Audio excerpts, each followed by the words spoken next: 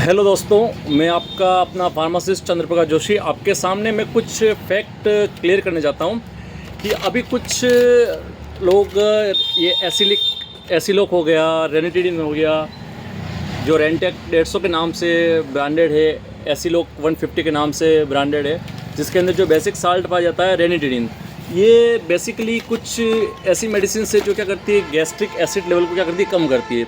और आजकल लोग इसको क्या है कि गलत डेफिनेशन में बता रहे हैं कि कोई आयोडीन का सॉल्यूशन लेते हैं अपन। आयोडीन सॉल्यूशंस के अंदर मतलब पोविडोन आयोडीन का उसको एक आपने सॉल्यूशन बना लिया फॉर्म में, ठीक है। इसके अंदर आपने रेनिटिडिन जो ड्रग है उसको आपने पाउडर करके, जो मैंने पहले से पाउडर कर रखा है, इसको आप पाउडर करके आप इसको क्या करोगे, इस पानी के अंदर आप मिलाओगे। तो ये क्या करता है, धीरे धीरे धीरे धीरे धीरे धीरे अपना क्या करता है, इसका कलर क्या करता है, फेड कर देता है, डीकलराइज कर देता है। धीरे धीरे अपन देखेंगे जैसे जैसे आपके इसके अंदर रेनिटिडिन घुलती जाएगी वो इसके कलर को फेड कर दी जाएगी।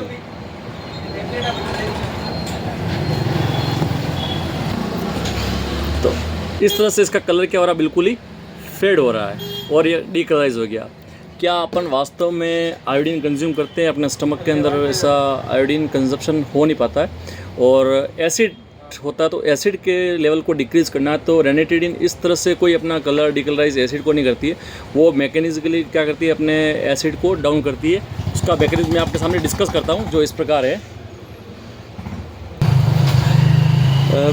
जो अपनी रेनिटिडिन है वो H2 रिसेप्टर एंटागोनिस्ट है, जिसको अपन हिस्टामिन रिसेप्टर बोलते हैं। और हिस्टामिन बायोमोलिक्यूल्स जो अपनी मास्ट सेल्स के अंदर पाया जाता है, ऑटोकॉइड्स है, जो जहाँ एलर्जिक रिएक्शंस होती है वहाँ ऑटोमेटिक रिलीज होता रहता है। और ये अपनी जो H2 रिसेप्टर है उसका मेन काम होता है कि गैस्ट्रिक एसिड को मेंटेन करना। गैस्ट्रिक एसिड को मेंटेन कैसे करेगा कि जो अपना स्टमक होता है उसके अंदर पेराइटल सेल्स है, उसके अंदर कुछ मैकेनिकली वो क्या करता है, साइक्लिक के AMP को रेगुलेट करवाता है, एसिड सिक्रेशंस को इन्हांस करवाता है, जिससे क्या होता है, गैस्ट्रिक एसिडिटी भी बढ़ती है। साथ साथ जो GIRD जो रिफ्लक्सिव डिजीज़ है वो भी उससे ही रिलेटेड है कि जैसे जैसे एसिड का लेवल बढ़ेगा तो वैसे वैसे अपने क्या होता जाएंगे, रिफ्लक्स बढ़ते जाएंगे। तो रिफ्लेक्टिव डिजीज़ को GIRD अपन को कंट्रोल करने के लिए अपन क्या करते हैं, रेनिटिडिन को यूज़ में लेते हैं। और कुछ एंटी एसिडिक ड्रग जो एंटासिड्स के रूप में भी फॉर्म है, जैसे एंटासिड जिनका मैकेनिज्म एज ए न्यूट्रलाइजेशन होता है। और माने तो अपन वो एक एल्यूमिनियम हाइड्रोक्साइड जेल हो गया, कैल्शियम हाइड्रोक्साइड जेल हो गया, सिस्टमेटिक और नॉन सिस्टमेटिक एंटासिड जो अपन पढ़ते हैं, तो वो भी क्या करती है, एसिडिटी को कंट्रोल करने के काम आती है। तो कैसे ये रेनिटिडिन है वो इस पर काम करेगी वो मैं आपको डिस्कस करता हूँ। नमस्कार दोस्तों, आजकल के जो वीडियो चल रहे हैं जिसमें भ्रामकता बताई जाती है कि एक ग्लास में अपन पोविडोन आयोडीन का कुछ लिक्विड ले लेते हैं और उसमें इस तरह से कोई एक एंटासिड ड्रग मेडिसिन जैसे रेनिटिडिन जिसका साल्ट होता है उसको मिला देते हैं और उसको शेक करते हैं, तो धीरे धीरे धीरे धीरे अपन देखते हैं कि उसका कलर पूरा डिसअपियर होने लगता है। तो वास्तविकता में जो रेंटेक का रेनिटिडिन जो साल्ट है उसका ऐसा कोई मैकेनिज्म नहीं है कि वो अपनी बॉडी में जाके इस तरह की कोई एक्टिविटी करे। हाँ, वो क्या करती है, ये टोटल जितनी भी फ्री आयोडीन होती है वो उसके फॉर्मूले में कंज्यूम कर लेती है उसको, आयोडीन को। कैसे कंज्यूम करती है मैं आपको उसको एक थ्योरेटिकल कॉन्सेप्ट से उसको आपको मैं एक्सप्लेन करता हूँ। तो दोस्तों, रेनिटिडिन का हमारा जो बेसिक स्ट्रक्चर है वो इस तरह का इसका स्ट्रक्चर है कि इसके पास एक मिथाइल ग्रुप है, नाइट्रोजन है, इधर इसके साथ एक चेन है, सल्फर एटम भी है, ठीक है। ये एक हेट्रोसाइक्लिक रिंग भी है, साथ में नाइट्रोजन तीन एटम आपके इसमें क्या है, नाइट्रोजन के प्रेजेंट है, और एक चौथा इस तरफ नाइट्रोजन। तो जैसा कि अपन ने सबने पढ़ा हुआ है कि नाइट्रोजन, सल्फर, ऑक्सीजन, इन सब के पास क्या है, लोन पेयर ऑफ इलेक्ट्रॉन इनके पास क्या रहता है, प्रेजेंट रहता है, ठीक है। तो ये लोन पेयर ऑफ इलेक्ट्रॉन क्या करते हैं, ट्रांसफ़र करेंगे। कहाँ ट्रांसफ़र करेंगे कि जैसे ही रेनिटिडिन है वो आपके आयोडीन के साथ बाइंड करेगी। आयोडीन अपना ऑक्सीडाइजिंग एजेंट है, जो क्या करेगा, जो अपना रेनिटिडिन है जो स्ट्रक्चर है इसको क्या करेगा, ऑक्सीडाइज करेगा और lone pair of electron gain करके खुद क्या हो जाएगा, यहाँ पे रिड्यूस। क्या हो जाएगा, रिड्यूस। और रिड्यूस फॉर्म इसकी कहलाती है आयोडाइड, जो क्या होती है आफ्टर रिडक्शन जो अपना कलर है वो कलर क्या हो जाएगा उसका डीकलराइज हो जाएगा। तो ये खुद क्या हो जाएगी डीकलराइज हो जाएगी। जबकि ये आयोडीन स्ट्रक्चर आयोडीन फॉर्म में क्या है, ये कलर्ड फॉर्म में है। और जैसे ही इसको आप रेनिटिडिन के साथ रिएक्शन करवाते हो तो रेनिटिडिन इसको इलेक्ट्रॉन क्या करेगी, डोनेट करेगी, खुद आयोडीन की प्रेजेंस में खुद क्या हो जाएगा, ये ऑक्सीडाइज हो जाएगा, क्योंकि आयोडीन ऑक्सीडाइजिंग एजेंट है। और आयोडीन का आप क्या हो गया, रिडक्शन हो गया।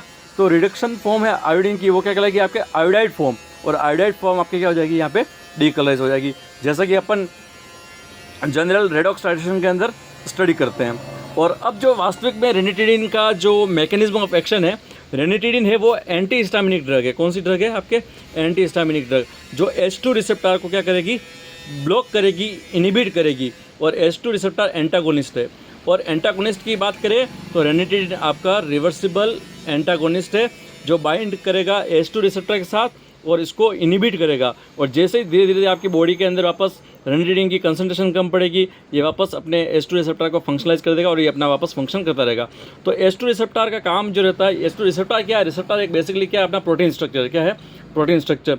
तो H2 रिसेप्टर जो आपकी गैस्ट्रिक पैराइटल सेल्स होती है, गैस्ट्रिक सेल्स, वहाँ पे साइक्लिक AMP ये एक बायोमोलिकुलर पाथवे है, जो अपन बात करते हैं कैसे एक रिसेप्टर अपना मैकेनिज्म दिखाता है। तो साइक्लिक AMP को एक्टिवेट करेगा, जिससे क्या होगा, H+ आयन क्या होंगे, रिलीज होंगे, जो गैस्ट्रिक GI ट्रैक्ट के अंदर, GI गैस्ट्रोइंटेस्टाइनल ट्रैक्ट के अंदर एसिड्स लेवल को क्या करेंगे, राइज करेंगे, जिससे क्या होती है, एसिडिटी होती है, इंक्रीज एसिडिटी होती है। किसकी वजह से, H2 रिसेप्टर के रोल का है। मैं भी रेनिटिडिन की बात नहीं कर रहा हूँ, मैं सिर्फ क्या कर रहा हूँ, H2 रिसेप्टर की बात कर रहा हूँ। H2 receptor gastric parietal cell को एक्टिवेट करेगा, साइक्लिक AMP को एक्टिवेट करेगा, H+ आयन क्या करेगा, रिलीज करवाएगा, गैस्ट्रिक एसिड लेवल क्या होगा, इंक्रीज होगा, और क्या होगी, एसिडिटी होगी, हार्ट बर्न होगा, जो आपके अल्सर्स है वहाँ पे वो रप्चर होंगे। हो सकता है कि आपके इंटरनल ब्लीडिंग भी होना स्टार्ट हो जाए।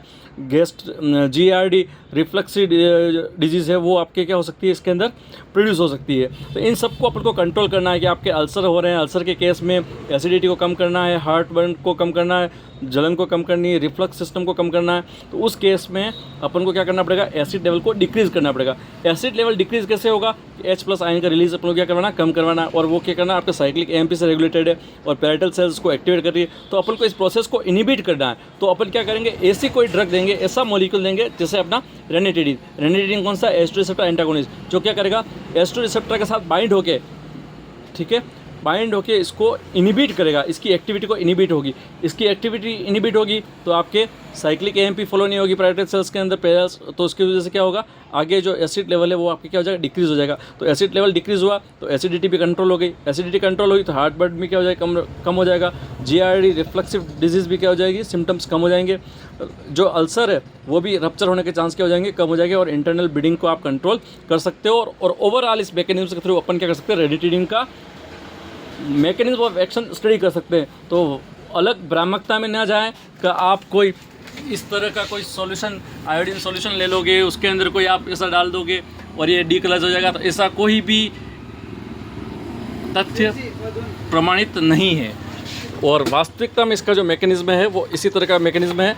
और आजकल के जो फार्मासिस्ट हैं, जिन्होंने इस फार्मासिस्ट की पढ़ाई को ही बदनाम कर रखा है, जो बिना अध्ययन के अपने तर्क वितर्क करते रहते हैं और वास्तविक मैकेनिज्म से भ्रमित होकर लोगों को गलत सलत मैकेनिज्म बता रहते हैं। तो अपने सही फार्मासिस्ट को पहचान करें, सही मेडिसिन का चयन करें। धन्यवाद।